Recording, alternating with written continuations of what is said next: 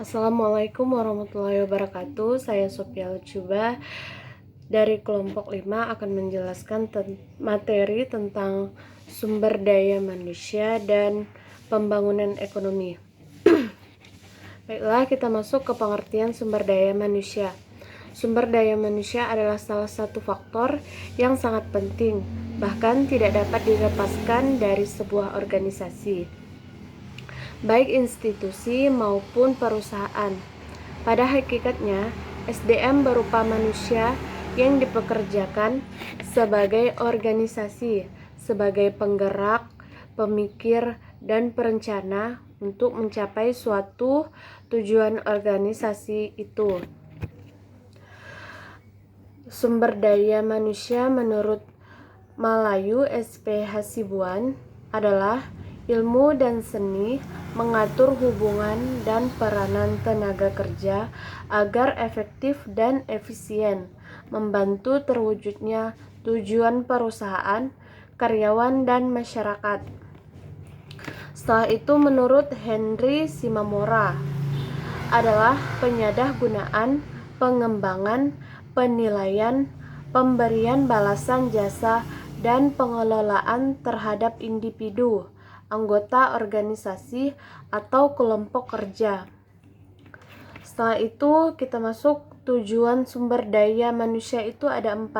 Yang pertama itu jangka pendek. Tujuan sumber daya jangka pendek itu untuk memperoleh, mempertahankan, dan memotivasi karyawan akan diwujudkan melalui proses rekrutmen yang dilakukan oleh perusahaan untuk mencari bibit baru yang diperlukan untuk mencapai suatu tujuan perusahaan. Setelah itu yang kedua, jangka menengah, meningkatkan produktivitas karyawan yang dapat dinilai meningkatnya kinerja dan berkurangnya tingkat kehadiran karyawan di kantor. Yang ketiga, jangka menengah terakhir, menciptakan pribadi karyawan yang patuh pada aturan dan hukum, karena masalah hukum yang dilakukan oleh karyawan mau tak mau pihak perusahaan juga terseret. Yang keempat, jangka panjang, untuk menciptakan perusahaan yang unggul dan terus mengalami pertumbuhan. Seorang karyawan yang bahagia akan menciptakan hasil kerja yang baik. Setelah itu kita masuk ke konsep pengembangan SDM. Pengembangan sumber daya manusia adalah sebuah aktivitas yang dilakukan oleh suatu perusahaan atau organisasi dalam waktu tertentu untuk meningkatkan keterampilan dan keahlian sumber daya manusia dalam entitas organisasi.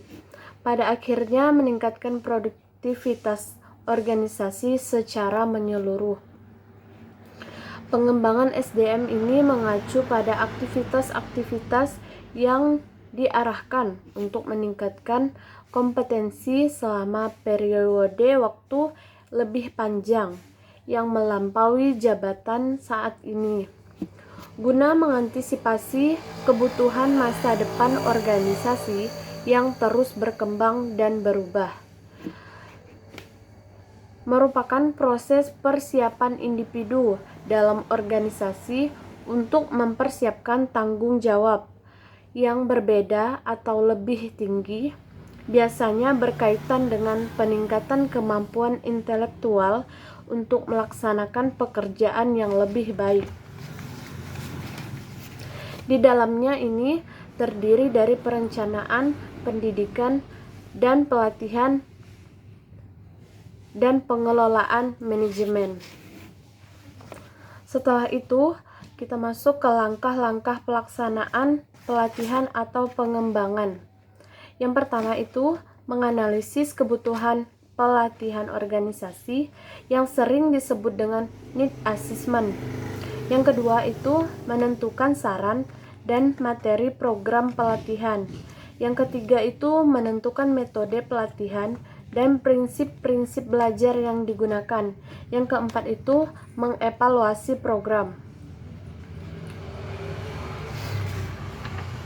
Menganalisis kebutuhan pelatihan atau pengembangan. Mengingat bahwa pelatihan atau pengembangan pada dasarnya diselenggarakan sebagai sarana untuk menghilangkan atau setidaknya mengurangi gap kesenjangan antara kondisi yang ada saat ini dengan kondisi standar atau kondisi yang diharapkan. Maka, dalam hal ini, analisis kebutuhan, pelatihan atau pengembangan merupakan alat untuk menganalisis gap-gap tersebut dapat dikurangi atau dihilangkan melalui suatu pelatihan. Selain itu, dengan analisis kebutuhan pelatihan, maka pihak penyelenggara pelatihan dapat memperkirakan manfaat-manfaat apa saja yang bisa didapatkan dari suatu pelatihan, baik bagi partisipan sebagai individu, lembaga, maupun pihak penyelenggara pelatihan itu sendiri. Setelah itu kita masuk ke strategi pengembangan SDM. Yang pertama itu memberikan penghargaan kepada karyawan. Penghargaan dapat diartikan sebuah perilaku dalam menghargai atas pencapaian sesuatu atau prestasi yang dimiliki oleh karyawan, di mana penghargaan ini dimiliki banyak jenis. Memiliki banyak jenis seperti kenaikan gaji, memberikan hadiah, maupun penghargaan lainnya. Yang kedua itu mengadakan program pelatihan. Seperti yang saya jelaskan tadi, di mana program pelatihan ini nantinya akan diikuti oleh karyawan perusahaan. Program ini terdiri dari beberapa jenis, ditawarkan seperti skill training. Yang kedua itu pelatihan ulang, yang ketiga itu creativity training, yang keempat itu cross functional. Skill training ini dilakukan untuk melatih dalam mengembangkan keterampilan yang dimiliki oleh setiap karyawan. Juga ada creativity training yang bertujuan untuk melatih kreativitas yang dimiliki oleh perusahaan, karyawan perusahaan maksudnya, sehingga nantinya kreativitas tersebut dikembangkan agar menjadi lebih baik. Yang ketiga itu memberikan kesempatan untuk menuangkan ide. Strategi yang pertama adalah dengan memberikan kesempatan kepada setiap karyawan untuk menyalurkan ide yang dimiliki, di mana ide yang disalurkan ini seperti bagaimana rancangan produk dalam suatu perusahaan untuk kedepannya. Karena sebuah ide dikeluarkan oleh karyawan harus didengar dan dipertimbangkan jika sesuai. Yang keempat itu meningkatkan sikap kepemimpinan. Sikap kepemimpinan ini tidak banyak dikuasai oleh banyak orang, namun sikap kepemimpinan tidak selamanya harus dimiliki oleh seorang pemimpin saja, akan tetapi juga harus dimiliki oleh seorang karyawan dengan mempelajari dan melakukan pelatihan kepemimpinan. Yang kelima itu memberikan tingkat pelayanan yang baik kepada konsumen. Pelayanan memang juga termasuk dalam sebuah penilaian yang dinilai oleh konsumen jika menggunakan sebuah jasa. Maka dari itu diberikan pelayanan yang baik kepada konsumen agar nyaman. Yang keenam, menciptakan moral bagi karyawan. Sebuah sikap yang diterapkan oleh manusia atau karyawan dalam melakukan pekerjaan. Contohnya itu memiliki sikap disiplin, tidak terlambat bekerja.